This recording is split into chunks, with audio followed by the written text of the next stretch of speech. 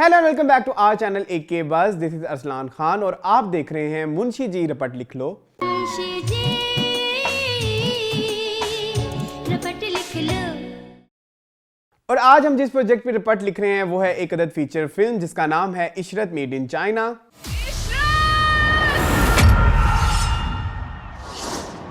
ये movie release हुई 3 मार्च 2022 को यानी थर्सडे। यूजली मूवीज रिलीज होती हैं फ्राइडे को, लेकिन इसके बिहाइंड क्या लॉजिक है? मोहिब मिर्ज़ा के मुताबिक उनकी मदर ने ये डेट तजवीज़ की कि इस मूवी को रिलीज़ होना चाहिए 3 मार्च को। वो क्या दिन बनता है क्या नहीं उससे गर्ज नहीं, लेकिन उनकी मदर ने ये डेट डिसाइड की थी। हम एक्सपेक्ट कर रहे थे कि ये मूवी आएगी ईद को, लेकिन इस चीज़ को भी उन्होंने मद्देनज़र नहीं रखा और ये मूवी रिलीज़ कर दी। एक तो सही क्या लाया हूँ। नी हाओ। मूवी के कास्ट में शामिल हैं मोहिब मिर्ज़ा, सनम सईद, सारा लोरेन, शामून अब्बासी, नईर इजाज, लैला वास्ती, अली काज़मी, मुर्तज़ा चौधरी, मानी और HSY, जबकि हमें कैमियोज में नजर आए शबीर जान और वकार ज़का। मूवी के डायरेक्टर हैं मोहिब मिर्ज़ा और मूवी के राइटर हैं मोहिब मिर्ज़ा और एहसन रजा फिरदौस। मूवी के म्यूजिक डायरेक्टर हैं शानी अरशद। बैग बस्ते कर लो पैक बेटा, बनना जाना स्नैक बाजी मारी क्रैक बेटा। मूवी का जॉनरा है कॉमेडी, लेकिन इसके बारे में हम थोड़ी टेक्निकल बात करेंगे आगे रिव्यू में जाके। मूवी बेस करती है डंकी रेस कंपटीशन के ऊपर। यूजुअली डंकी रेस कॉम्पिटिशन्स होते हैं अफ्रीकन कंट्रीज़ में, लेकिन हमें ये दिखाया गया है कि ये कंपटीशन होने वाला है चाइना में, जबकि ये मूवी शूट हुई है थाईलैंड में। और इस मूवी के एक्टर्स जो हैं वो पाकिस्तानी, जबकि मूवी का नाम है इशरत मेड इन चाइना। लेकिन ऐसा क्यों है वो भी हम आगे जाके डिस्कस करेंगे। यूजुअली इस मूवी ने शूट होना था चाइना में, लेकिन चाइना में परमिशन नहीं मिली। इवेंचुअली ये मूवी जाके रिलीज़ हुई थाईलैंड में। हमने न्यूज़ में भी सुना कि जब इस मूवी का शूट चल रहा था तो और उसी वक्त कोरोना जो था काफ़ी पीक पे था और सारी जो इसकी मूवी का कास्ट और क्रू था वो थाईलैंड में फंस गया था, क्योंकि उस वक्त इस मूवी की शूट वहाँ पे चल रही थी। लेकिन फाइनली ये मूवी अब रिलीज़ हो चुकी है और सिनेमास की जीनत बन चुकी है। सॉरी एक्सक्यूज मी दादा, आपका भाई जा रहा है चाइना का। अब हमेशा की तरह जो हमारा फॉर्मेट है, सबसे पहले हम गुड्स को डिस्कस करेंगे, फिर हम बैड्स को डिस्कस करेंगे। लेकिन रिव्यू स्टार्ट करने से पहले मैं इस दफ़ा डिस्क्लेमर लाजमी देना चाहूँगा कि ये जो मेरा रिव्यू है ये मेरा पर्सनल रिव्यू है। ये मेरी कह लीजिए कि ये कोई ऑब्जेक्टिव नहीं है, ये काफ़ी सब्जेक्टिव किस्म का रिव्यू है। कुछ मेरे गुड पॉइंट्स आपको बैड लग सकते हैं और मेरे बैड पॉइंट्स आपको गुड लग सकते हैं। तो आपने बहुत ज़्यादा जज्बाती नहीं होना और ना इस तरह से सोचना है कि मैं पाकिस्तानी मीडिया या पाकिस्तानी फिल्म्स का कह लीजिए कि बायकॉट कर रहा हूँ या उनकी बुराइयाँ कर रहा हूँ। ये मेरा पर्सनल रिव्यू है, मैंने खुद अपने पैसों से टिकट भर के देखी है। तो अगर आपने मूवी देखी है तो हम इस पर बहस करेंगे कमेंट सेक्शन में, ठीक है जी। इस दुनिया की सबसे बड़ी गेम ही पैसे हैं।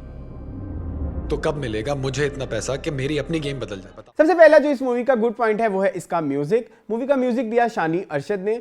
मूवी के ओवरऑल जितने भी गाने थे वो काफ़ी सिचुएशनल थे और मूवी की सिचुएशन के हिसाब से काफ़ी मौजू थे। और इसका जो टाइटल ट्रैक है वो तो काफ़ी इंटरटेनिंग था और काफ़ी अनफॉरगेटेबल सी ट्यून्स थी, यानी कि जब आप सिनेमा से निकलते हैं तो कोई ना कोई गाना आपके साथ रह ही जाता है। ट्रैक पे नाम दादा इश्रत चिंगारी, हाँ बच्चा बूढ़ा जाने गली मेरी सारी। सेकंड जो इसका गुड पॉइंट है वो है मोहिब मिर्ज़ा। मोहिब मिर्ज़ा इसलिए क्योंकि मोहिब मिर्ज़ा की जो एक्टिंग थी वो थ्रू आउट द मूवी बरकरार रही। वो कहीं पे भी ऐसा फील नहीं हुआ कि वो अपने करैक्टर से आउट जा रहे हैं। उनकी जो भी बॉडी लैंग्वेज थी, जो भी उनके डायलॉग डिलीवरी से लेके इवन उनका पहनावा एंड तक बरकरार रहा। तो मोहिब मिर्ज़ा इस मूवी का एक गुड पॉइंट है। वो शुरू होता है। थर्ड जो इसका गुड पॉइंट है वो है इसकी आर्ट डायरेक्शन। मुझे काफ़ी पसंद आए इस मूवी के सेट्स और इसके अलावा काफ़ी कलरफुल से थे। एक कलर पैलेट को चूज़ किया जाता था किसी सीन की मुनासबत के हिसाब से और उस कलर पैलेट को एंड तक फॉलो किया जाता था और उसमें जो कपड़ों के कलर्स हैं या जिस तरह से करेक्टर्स को प्रेजेंट किया जाता था उसके बिहाइंड कोई ना कोई एक मेहनत नज़र आती थी। मैं स्पेशली मेंशन करना चाहूँगा कि चूँकि ये एक कॉमेडी मूवी थी तो बैकग्राउंड पे जितने भी आपको दीवारें या कुछ इश्तिहार वगैरह नज़र आते हैं वो काफ़ी फ़नी भी थे और वो काफ़ी एलिमेंट ऐड कर रहे थे मूवी की ओवरऑल फील में। जैसे मैं अगर एक दो चीज़ों के बारे में मेंशन करना चाहूँ कि मोहिब के घर के बाहर लिखा हुआ था कि मोहिब की अम्मा का घर, और मोहिब नहीं एज इन कैरेक्टर का नाम था इशरत की अम्मा का घर, और जो सनम थी उनके कैरेक्टर का नाम था अख्तर। तो उनके घर के बाहर नंबर जो उसकी प्लेट होती है उस पर लिखा हुआ था अख्तर के अब्बू का घर। So that's very interesting. तो ये भी एक हमारा गुड पॉइंट है।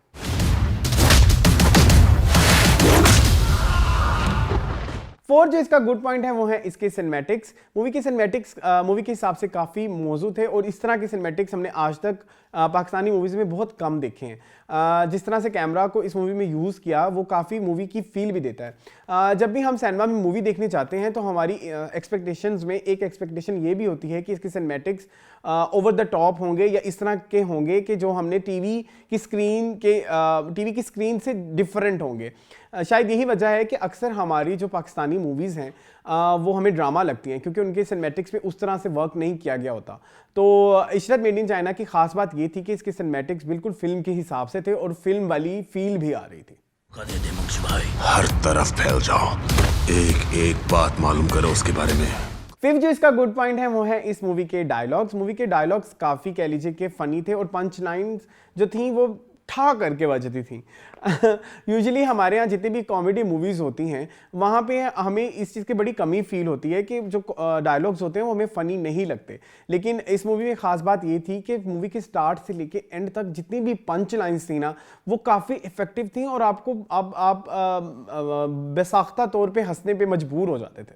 इशरत को बदलने वाला लाल अभी किसी माँ ने जना ही नहीं है। अब हम आते हैं मूवी के बैड पॉइंट्स की तरफ। अब बैड पॉइंट्स जो हैं वो थोड़े से सीरियस हैं, आपने बहुत ज़्यादा परेशान नहीं होना, लेकिन हम शुरू करते हैं। सबसे पहले जो इस मूवी का बैड पॉइंट है वो है मूवी का स्क्रीन प्ले।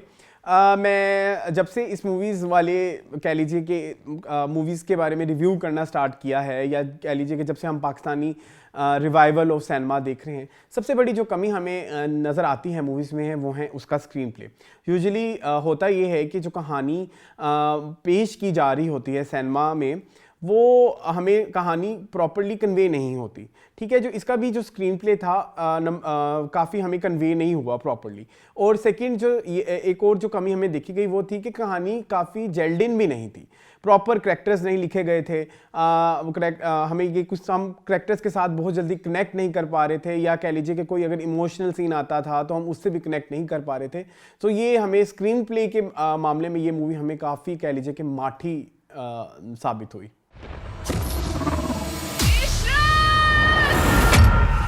सेकंड जो इसका बैड पॉइंट है वो है ब्रेकिंग द फोर्थ वॉल। अब आप कहेंगे कि ये क्या चीज़ होती है। अब जैसे मैंने शुरू में कहा कि मूवी का जॉनरा है कॉमेडी, इसकी जो टेक्निकल बात है उसके बारे में हम बात करते हैं। जब भी कोई एक ड्रामा होता है या टेलीविज़न सीरीज़ होती है या कोई फिल्म होती है, उसकी यूजुअली 3 वॉल्स होती हैं। ये टर्म आती थिएटर से है। एक वॉल होती है right side of the frame, एक होती है left side of the frame और एक होती है बिल्कुल जो सामने वाला फ्रेम होता है।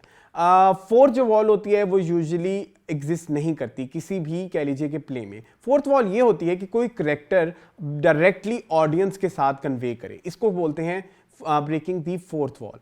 अब ये एक मेरा पर्सपेक्टिव, मतलब ये एक डेफिनेशन टेक्निकल हो गई, इसको हम रखते हैं साइड पर। सेकंड जो इसमें हम टेक्निकल टर्म मैंने यूजुअली वैसे तो मुझे यूज़ नहीं करनी चाहिए, लेकिन चूंकि इस मूवी में मुझे ज़रूरत पड़ी तो मैं कर रहा हूँ। यूजुअली कोई भी मूवी का जॉनरा होता है जैसे हॉरर, एक्शन, कॉमेडी। इस मूवी का जॉनरा था कॉमेडी। कॉमेडी की आगे जाके सब कैटेगरीज होती हैं। इसकी सब कैटेगरी है वो है जी स्लैपस्टिक कॉमेडी। अब स्लैपस्टिक कॉमेडी कौन सी होती है जिसमें यूजुअली कैरेक्टर्स जो है फिजिकली इस तरह से पेश करें कि आपको वो फ़नी लगे, जैसे कार्टून्स में होता है, या कार्टूनिक चीज़ें होती हैं कि कोई बंदा गिरता है तो उसको बहुत ज़्यादा लपेट दिया जाता है बैंडेजेस के साथ। तो इसमें स्लैपस्टिक कॉमेडी का बहुत ज़्यादा यूज़ किया गया। मतलब ओवरऑल इसकी जो फील थी वो स्लैपस्टिक कॉमेडी वाली थी। और जैसे मैंने पहले जिक्र किया ब्रेकिंग द फोर्थ वॉल, उसको इन्होंने बहुत ज़्यादा, ज़रूरत से ज़्यादा इनफैक्ट यूज़ किया। जब ब्रेकिंग द फोर्थ वॉल का सही मज़ा तब आता है जब वो यकदम आपके सामने आए और आप जो है चौंक जाएं, लेकिन इसमें जो है कुछ ज़्यादा ही इस्तेमाल किया गया। इनफैक्ट इस मूवी का जो पोस्टर भी है, अगर आप उसको भी गौर से देखें तो उसमें भी मोहित मिर्ज़ा ओवरऑल पोस्टर से बाहर निकल के आ रहे हैं। जो ओवरऑल उन्होंने एक फ्रेम डिज़ाइन किया है पोस्टर का, उससे भी बाहर निकल के आ रहे हैं। तो ये चीज़ तो हमें मूवी जाने से पहले ही अंदाज़ा थोड़ा सा वहाँ से हमें हो जाता है कि ये उस कॉन्सेप्ट पे बनी है। लेकिन वहाँ बैठी ऑडियंस कहीं ना कहीं इस चीज़ से बहुत ज़्यादा तंग आ रही थी। मतलब उनको समझ नहीं आ रही थी कि हम मूवी में कनेक्ट कब हों। जब ये बार बार ऑडियंस से इंटरेक्ट कर रहा है मेन प्रोटैगनिस्ट, तो वो हमें थोड़ा सा डिस्टर्ब कर रहा था। नो डाउट वो फनी था, बट वो हमें बहुत ज़्यादा डिस्टर्ब कर रहा था। तो ब्रेकिंग द फोर्थ वॉल मेरा सेकंड बैड पॉइंट है इस मूवी का। चैंपियन था मैं, बेरोजगारी और बदहाली का चैंपियन। थर्ड जो इस मूवी का बैड पॉइंट है वो है मूवी की लेंथ। मूवी की लेंथ ही 2.5 घंटे। अब जैसे मैंने कहा कि स्टोरी भी इतनी कोई कह लीजिए कि यूनिक नहीं थी, स्क्रीन प्ले भी काफ़ी लूज था, उसमें बहुत ज़्यादा ड्रॉबैक्स थे। उस हिसाब से 2.5 घंटे बैठकर इस पूरी मूवी को देखना एक कह लीजिए कि एक जिम्मेदारी लग रही थी, या कह लीजिए कि एक मुश्किल लग रही थी। तो बड़ा मुश्किल से वहाँ सीट पे टिक कर बैठना और आप कोई सीन भी ना मिस करें, तो इस तरह बट मतलब काफ़ी मिड में जाके बोरिंग भी हो जाती है। और ओवरऑल जैसे मैंने कहा कि मूवी की फील भी कार्टूनिक सी थी, तो आप करेक्टर से भी एसोसिएट नहीं हो पा रहे थे प्रॉपरली। तो वो लेंथ जो थी वो मूवी की को और ज़्यादा बुरा बना रही थी। तो मेरा जो थर्ड पॉइंट इस मूवी का बैड है वो है इस मूवी की लेंथ, जो कि मज़ीद कम हो सकती थी। काफ़ी हद तक उसमें कह लीजिए कि चांस उसमें बहुत ज़्यादा पोटेंशियल था कि उस मूवी को मज़ीद कम कर दिया जाता तो बेहतर हो जाता। 2-2.5 करोड़ अब तो तुम्हें जाना ही होगा। जिंदगी बदल देगा आपकी। फोर्थ जो इसका बैड पॉइंट है वो है इस मूवी में का ये कि females characters were not very prominent. हमें फीमेल करेक्टर्स काफ़ी नजर आए। लैला वास्ती थी, सनम सईद इनफैक्ट हीरोइन थी, सारा लॉरेन थी, लेकिन उनके करेक्टर्स इतने कोई कह लीजिए कि कहानी का बहुत कोई इम्पोर्टेंट कह लीजिए कि हिस्सा नहीं थे। तो कहीं ना कहीं हमें वो जो फीमेल करेक्टर्स हैं वो मूवी में काफ़ी कम नज़र आए, या उनका पोटेंशियल प्रॉपर्ली हमें स्क्रीन पे नज़र नहीं आया। तो उन्हें और ना ही उन्हें प्रॉपर्ली यूज़ भी किया गया कहानी में। तो अगर इनको प्रॉपर्ली यूज़ किया जाता तो मूवी की कह लीजिए कि वैल्यू मज़ीद बढ़ सकती थी। तो ये मेरा फोर्थ बैड पॉइंट है। कितनी टाइट मेरी गाड़ी ट्रैक पे नाम। सो ये थे मूवी के गुड पॉइंट्स और बैड पॉइंट्स। अब आप लोग सोच रहे होंगे जैसे किसी भी मूवी के बेसिक एलिमेंट्स होते हैं, मैंने उनके बारे में कोई बात नहीं की। नंबर 1 जैसे एक्टिंग के बारे में हमने कोई बात नहीं की, और जैसे हमने मूवी की स्टोरी के बारे में कोई बात नहीं की। मैं ये कहना चाहूँगा कि मूवी में ओवरऑल स्टार्स की एक्टिंग काफ़ी हद तक उनके करेक्टर्स के हिसाब से मौजूद थी, यानी कि जो उनका करेक्टर था उन्होंने अपनी एक्टिंग उस हिसाब से काफ़ी बेहतर की। तो उसको ना तो हमने फिर गुड में डिस्कस किया और ना ही हमने बैड्स में डिस्कस किया, क्योंकि पुअर स्क्रीन प्ले की वजह से हम उन करेक्टर्स के साथ कनेक्ट नहीं कर पाए। सेकंड जो इस मूवी की कहानी है वो भी हमने नहीं डिस्कस की, क्योंकि कहानी भी मैं अगर ओवरऑल देखूं तो मूवी का जो वन लाइनर है वो काफ़ी हद तक कह लीजिए कि उसमें इतना पोटेंशियल है कि उसको अगर प्रॉपर स्क्रीन प्ले के साथ पेश किया जाता तो आवाम को काफ़ी पसंद आता। तो इन दोनों को मैंने इसलिए ना तो गुड्स में डिस्कस किया ना ही बैड में, क्योंकि वो पूरे स्क्रीन प्ले की वजह से उनकी जो वैल्यू है वो गिर जाती है। 3 दिन है तुम्हारे पास। इसकी दहशत के सामने कोई कुछ नहीं कर सकता। जहाँ तुम्हारी सोच खत्म होती है। सो ये था ओवरऑल हमारा इस मूवी से रिलेटेड रिव्यू। अगर हम इस मूवी को रेट करना चाहें, यूजुअली मेरी तो रेटिंग पे भी एतराज़ उठता है, लेकिन ये मेरी पर्सनल रेटिंग है, मैं अगेन कह रहा हूँ। तो मैं इस मूवी को देना चाहूँगा 2 स्टार्स आउट ऑफ 5। एक रीज़न ये भी है इस मूवी को कम स्टार्स देने की, एक तो इस मूवी को प्रॉपरली प्रमोट नहीं किया गया। मुझे भी यकदम एक कह लीजिए कि पता चला कि आज इस मूवी ने रिलीज़ होना है। मैं एक्सपेक्ट कर रहा था फ्राइडे, लेकिन ये थर्सडे को रिलीज़ हो गई। तो इसलिए भी मैं इस मूवी को कम रेट कर रहा हूँ। आई होप आपको ये रिव्यू अच्छा लगा हो। मज़ीद इस तरह की वीडियोस देखने के लिए हमारे चैनल को सब्सक्राइब करें, और अगर इस रिव्यू से रिलेटेड आपकी कोई क्यूरी है या अगर आपने ये मूवी देखी है और आपका क्या फीडबैक है वो हमें कमेंट सेक्शन में बताएं। Thank you for watching this video. अल्लाह हाफ़िज़।